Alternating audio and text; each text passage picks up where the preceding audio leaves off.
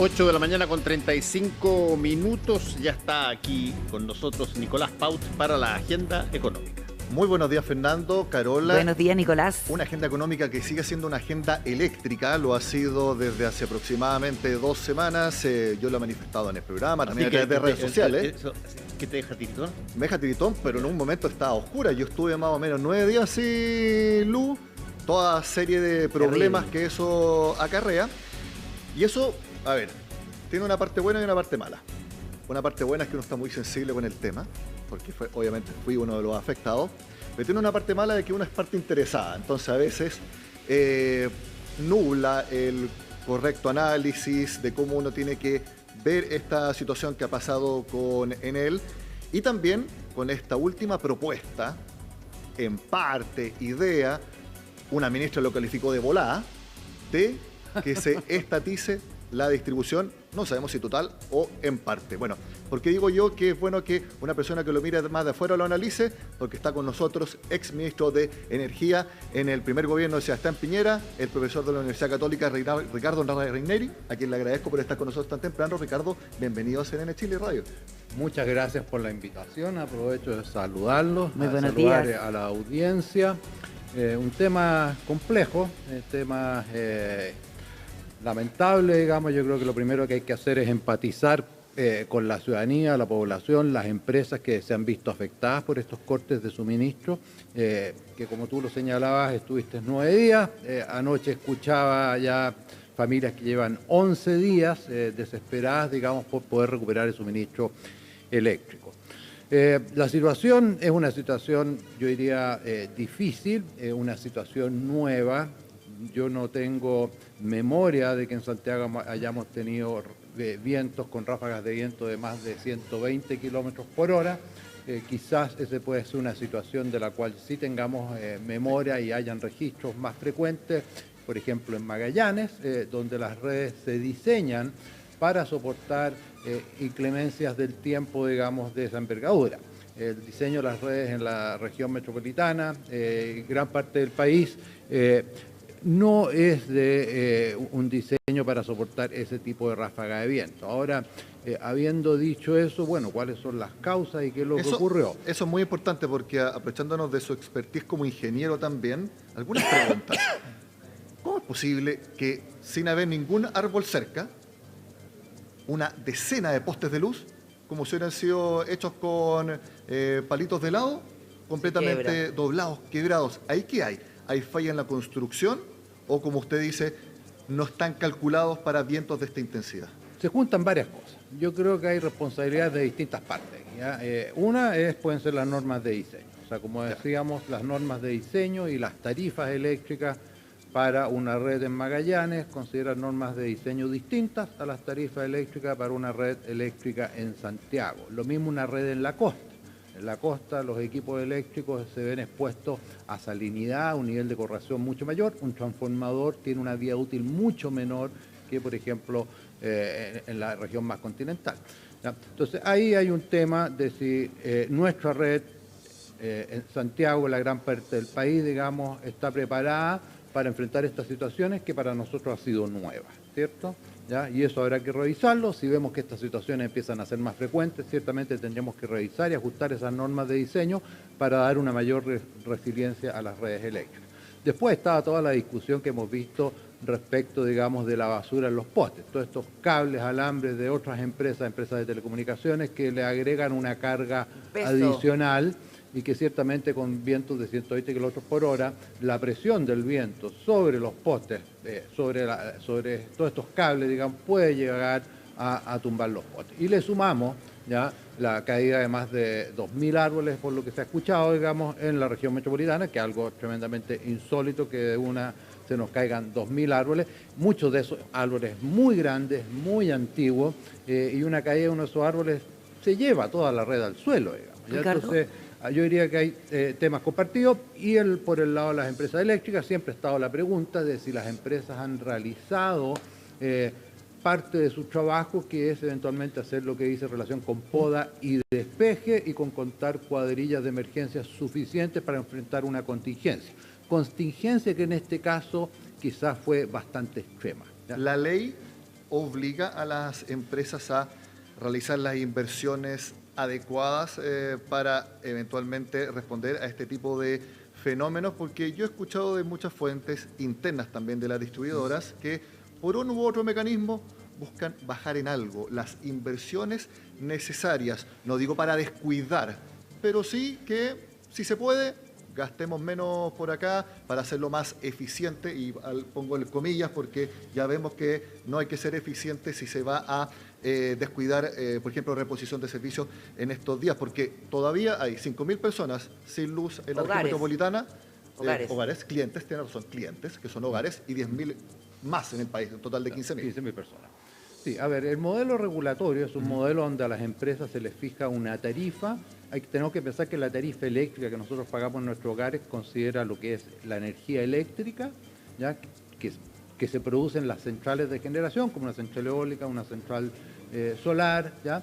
Más la transmisión, o sea, lo que es el transporte de esa energía desde las generadoras hasta las redes de distribución, más el valor agregado de distribución. Y lo que estamos hablando aquí es el valor agregado de distribución, la tarifa que cobra la distribuidora de la ciudad. ¿Ya? Esa tarifa se calcula sobre la base de una empresa teórica modelo, o sea, se crea una empresa, llamemos ficticia, ¿ya? Ideal, ¿ya? Para definir una tarifa que es después la que se le aplica a la empresa real. Esa empresa ficticia asume que la empresa cumple ciertas actividades, ya, por ejemplo, actividades de poda y despeja, actividades de operación, de actividades de respuesta a situaciones de emergencia. Entonces ahí hay una pregunta, o sea, ¿en nuestro modelo de tarificación está funcionando adecuadamente o a lo largo de los últimos 20 años hemos ido apretando mucho este valor agregado de distribución?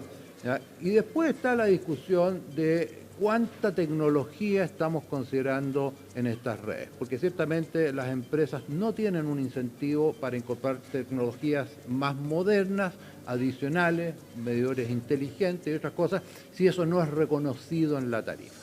¿Ya? Y por otro lado está lo que tú señalas, que ciertamente estos modelos regulatorios, que es un modelo básicamente que se llama en inglés el benchmark competition, ¿cierto? Se le fija un benchmark a la empresa y se le hace competir contra ese benchmark. Puede tener un incentivo perverso eventualmente de que las empresas tengan un incentivo quizás a degradar la calidad del servicio, eventualmente tratar de hacer algunos ahorros.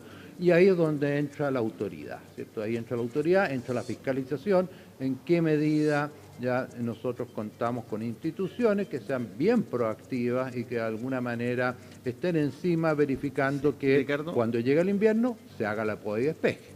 Estamos conversando con Ricardo Raineri, ex ministro de Energía y profesor de la Ingeniería de la Universidad Católica. Es un estándar en general que los desastres de alguna manera generan nuevas decisiones. Cosas que no se vieron se ven de la forma más brutal en un desastre, pero eso obliga a que la reposición del servicio no solamente sea volver a lo mismo que había antes, sino que hay un montón de otras cosas que hay que hacer para que esto no se repita. ¿Qué cosas hay que hacer para que esto no se repita tanto en el ámbito institucional como en el ámbito práctico de las instalaciones? Coincido plenamente con lo que señalas, digamos, en el sentido de que todos estos desastres, situaciones de crisis, nos despiertan y de alguna manera nos exponen nuestras fragilidades, ¿cierto? Ya, esta es una situación que ha ocurrido, por ejemplo, en la Comunidad Económica Europea, en su alta dependencia del gas natural importado de Rusia. ¿Ya? En el caso del sistema eléctrico chileno, lo vivimos para el terremoto. O sea, el terremoto de alguna manera expuso muchas fragilidades en el diseño de nuestras redes, en la forma de operar el sistema eléctrico. ¿Ya? Y lo que vivimos hoy día nuevamente expone fragilidades que quizás algunas se vienen arrastrando hace mucho tiempo, como es eventualmente contar ya con una mayor certificación ya de lo que son los programas de mantención de las redes, ya lo que son los programas de poda y despeje, o sea, anticipémonos al invierno. ¿Y eso quién lo hace? ¿La SEC, la Superintendencia de Electricidad y Combustible? Lo tienen que hacer las empresas son las encargadas de mantener sus líneas. Ahí hay también responsabilidades con las municipalidades que están a cargo de los árboles, pero las empresas, podríamos decir, tienen vía libre para despejar las líneas de las ramas que eventualmente están interfiriendo. Ahora, cuando se nos caen 2.000 árboles, quizás podríamos haber podado, pero a lo mejor se nos habrían caído 1.800, no sé, ¿cierto? O sea, Ricardo, la situación fue bastante extrema. ¿usted comparte este alegato que hacen las compañías eléctricas de que también hay una responsabilidad de las autoridades porque la infraestructura en Chile no está a la altura? A ver, yo creo que yo no puedo decir aquí que hay una responsabilidad de las autoridades. Yo creo que aquí hay una discusión un poquito más profunda de ponernos de acuerdo de cuál es el diseño y de las redes y la calidad de servicio que queremos, ¿ya? Si queremos un mayor estándar de calidad de servicio, bueno, eso habrá que evaluarlo, diseñarlo y eventualmente hacer ejercicios de la resiliencia del sistema. Eso es algo que no se hace, ¿cierto? O sea, aquí vienen las crisis y ahí vemos qué tan resiliente es el sistema, pero no hay un ejercicio de preparación. ¿Qué ocurriría si tenemos tal crisis, como se hace, por ejemplo, en el ejército? Le voy a dar un ejemplo. Anteriormente, para Semana Santa, para el 18 de septiembre, para Año Nuevo, todos veíamos cómo en el peaje de Angostura colapsaba la Ruta 5 hacia el sur, tacos de 10 horas, 12 horas, y ahí están todos reclamando por qué no se hacen las inversiones para que todo pasen bien rápido. Hasta el TAC. Sí, exacto, es que eso voy. Porque es muy caro tener vía despejada todo el tiempo para todo tipo de eventos, o sea, sería impagable. ¿Y qué Cuadrillas. pasó? Cuadrillas. ¿Pero qué pasó? Sí. Se implementó el TAC y ya no hay más No hay tacos. Entonces, a veces pasa que un cambio que quizás no tenga que ser una inversión tan gigante, pero hecha de buena manera, puede hacer alguna diferencia. Yo no sé si se puede hacer, con todas las diferencias que hay, Sí. pensar en algo parecido para este tipo de situaciones, porque uno no puede tampoco pensar en que va a pagar una cuenta, bueno, ya va a estar subiendo harto las cuentas de la luz, pero me refiero para que hayan 5.000 cuadrillas siempre listas para operar, para que en cualquier momento puedan solucionar un problema tan grave como el que vivimos hace menos de 2 semanas. No, yo creo que aquí lo que es la preparación, ¿ya? La preparación frente a contingencias, frente al invierno es fundamental, ¿ya? Y ahí es donde definitivamente nosotros, las empresas, la autoridad deberían trabajar en forma conjunta para tener una mayor, digamos, preparación en lo que es la poda, despeje de las líneas, en evaluar cuántas cuadrillas necesitamos, ¿ah? De alguna manera en nuestro modelo regulatorio, esta empresa ficticia que define las tarifas asume una cierta cantidad de cuadrillas, pero nunca la hemos evaluado en situaciones de crisis, ¿cierto? Si realmente da respuesta a las necesidades que tenemos. Entonces yo creo que ahí hay un trabajo por hacer, que es algo que se anunció dentro de las 7 medidas que de lo que se está impulsando el año 2010, digamos, de la certificación de los programas de operación, de mantención de las Ricardo, redes. y En segundo lugar, Sí. está el tema, digamos, de dotar de mayor inteligencia. Aquí se ha hablado mucho de la falta de información. Las empresas distribuidoras tienen, podríamos decir, una central de control donde ellos visualizan la red, pero visualizan la red con la tecnología que tienen instalada. O sea, ellos no tienen tecnología que les permite ver si en mi casa hay energía eléctrica o no. Y para eso tendríamos que instalar estos famosos medidores inteligentes, Claro. que sufrieron, digamos, un percance Y para años hacer, atrás. y para hacer inversiones que sean de, qué sé yo, mayor envergadura, pensando no en el inmediato plazo, sino que para, por ejemplo, soterrar todos los cables. Eso es, o sea, es una posibilidad, pero es caro. Tienes Sí, que pensar bueno, por eso que una mismo, red- sí. por eso mismo, pero se puede pensar de aquí a un número de años, y cuando esos años lleguen, bueno, las cosas van a tener... Yo creo un que no se trato- justifica soterrar cables en todas las zonas. El soterramiento de cables se justifica en zonas de alta densidad. Tienes que pensar una red soterrada vale 5 y eventualmente hasta 7 veces más que una red aérea. Entonces, si hacemos un buen trabajo de poda, despeje, eventualmente incorporamos que vamos a tener vientos de 120 kilómetros por hora en el diseño de nuestras redes y hacemos la limpieza de sacar toda esa basura de cables que ya no sirven, podemos funcionar muy Bueno, bien. que de repente puede estar todavía a punto de nacer o naciendo el que hace el equivalente a Internet en ámbito eléctrico, digamos, donde no necesitas cables, estaciones puestas por aquí por acá y de repente la electricidad llegue o se genere por un método no físico. Pero eso todavía es ciencia ficción. Ciencia ficción, sí. Yo creo que estamos a muchos años, digamos, de que eso ocurra. Hay países donde ha surgido mucho lo que es la instalación de paneles solares, por ¿cierto? ejemplo. Y eventualmente hay personas que hoy día incluso se han desconectado de la red eléctrica, ¿ya? Pero eso es caro. O sea, la instalación de paneles solares a nivel residencial es complejo, caro, sobre todo, digamos, en viviendas antiguas. Si tú diseñas una vivienda desde cero, ya con toda la infraestructura para instalar esto, puede ser bastante más económico. Mi siguiente pregunta para Ricardo Raineri, ex ministro de Energía, es la idea que dio el fin de semana el actual ministro, Diego Pardoux, de estatizar, ya sea parte de la distribución eléctrica. La idea es que el Estado esté presente. Él lo calificó como una idea que hay que pensar quizás a futuro para ir de fondo al problema, pero su par de Obras Públicas, la ministra Jessica López, dijo que era una volá. Quiero preguntarle a usted, ¿qué le parece esa idea?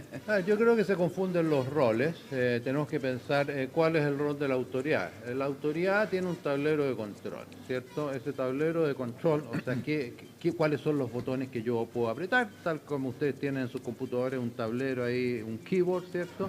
La autoridad tiene un tablero de control, ese tablero de control es el marco regulatorio, ¿cierto? Ya es la fiscalización, las sanciones, las compensaciones, el diseño de esta empresa modelo con la cual se definen las tarifas, ¿ya?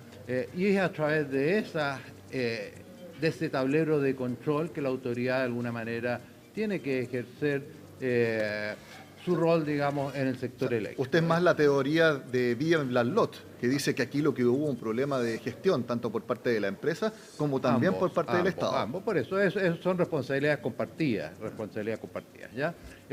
Entonces, teniendo este tablero de control, la pregunta que nos tenemos que hacer, bueno, hay espacio para perfeccionamiento y eso es lo que señalaba Fernando, digamos, que las crisis de alguna manera nos dejan un poquito desnudos y nos muestran nuestras deficiencias, nuestras falencias, y yo creo que efectivamente hoy día ha quedado en evidencia muchas falencias de temas que han estado quizás en el tapete y no se le han dado la atención y la urgencia hasta que llegó la crisis. O sea, el tema de limpieza de basura de los postes, bueno, es algo que se ve y se sabe hace mucho tiempo, pero como que no le damos la importancia. Bueno, ahora este viento de 120 kilómetros por hora lo dejó expreso. Lo de limpieza de postes, que usted se refiere a la ley Chao Cable. Ya, Chao Cable. Claro, Creo no tiene que reglamento. había que tener un reglamento hace 5 años. Sí, es que hace casi 5 años se dictó la ley y ya ha estado sin reglamento. Estamos con Ricardo Raineri, que es ex ministro de Energía y profesor de Ingeniería de la Universidad Católica.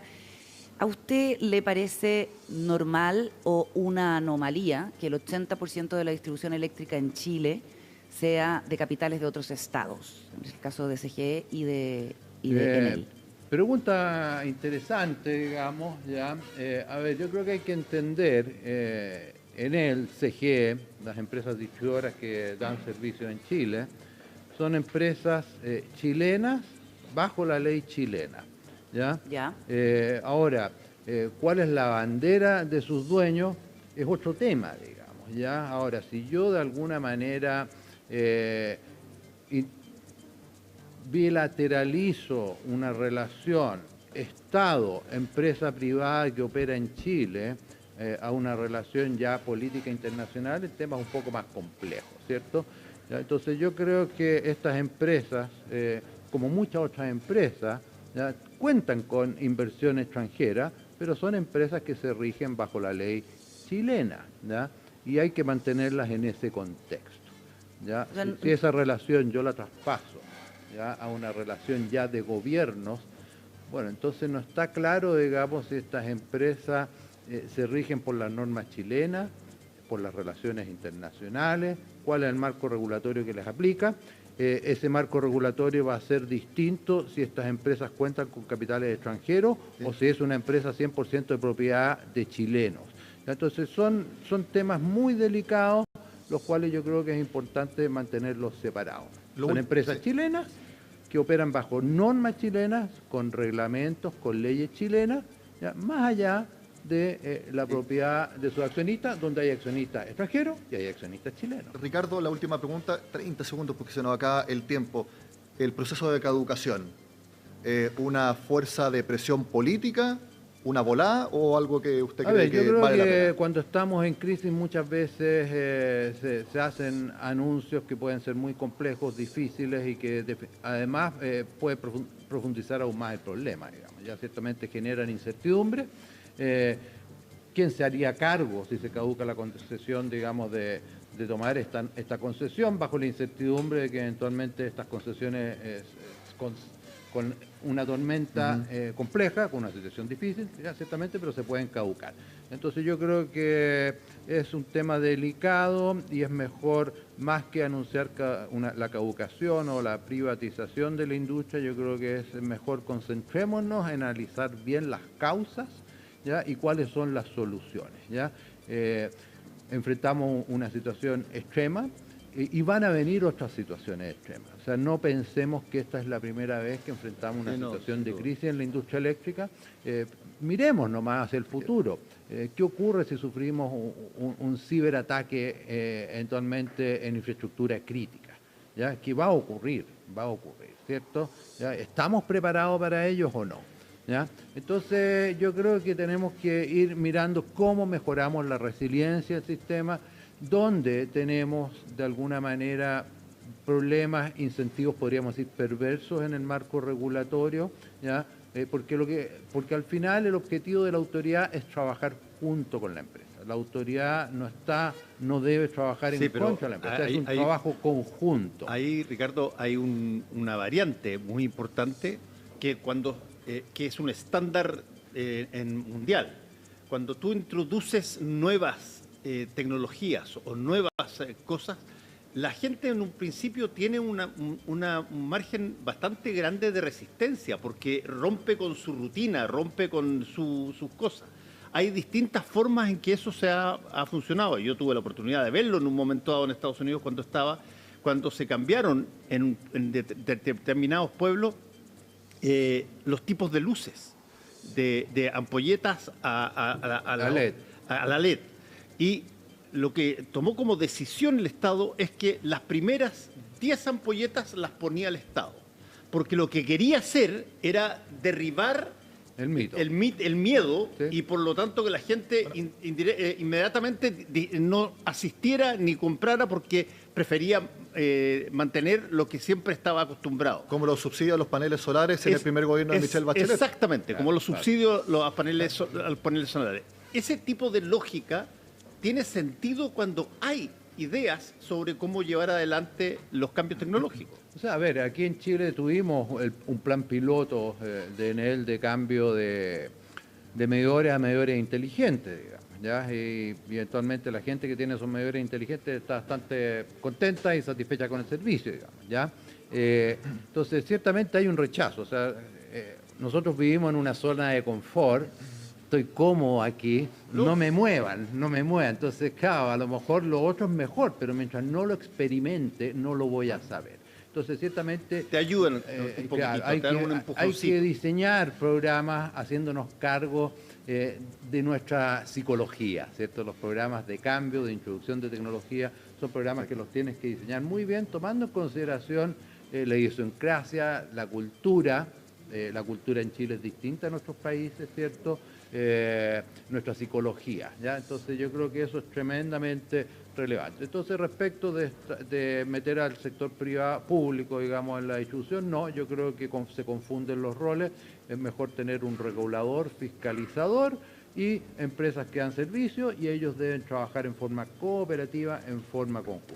Y la caducidad de la concesión yo creo que es algo muy difícil y genera mucha incertidumbre en la industria eléctrica y otras industrias. Ricardo Raineri, exministro de Energía, profesor de Ingeniería de la Universidad Católica. Gracias por Muchas estar con gracias. nosotros. Muchas gracias, Ricardo, muy Gracias, interesante. Antes de terminar agenda, les quiero comentar un par de cosas a las personas que nos están escuchando y también a ustedes, Fernando y Carola, que no va a haber alza de las cuentas de la luz durante agosto y durante septiembre.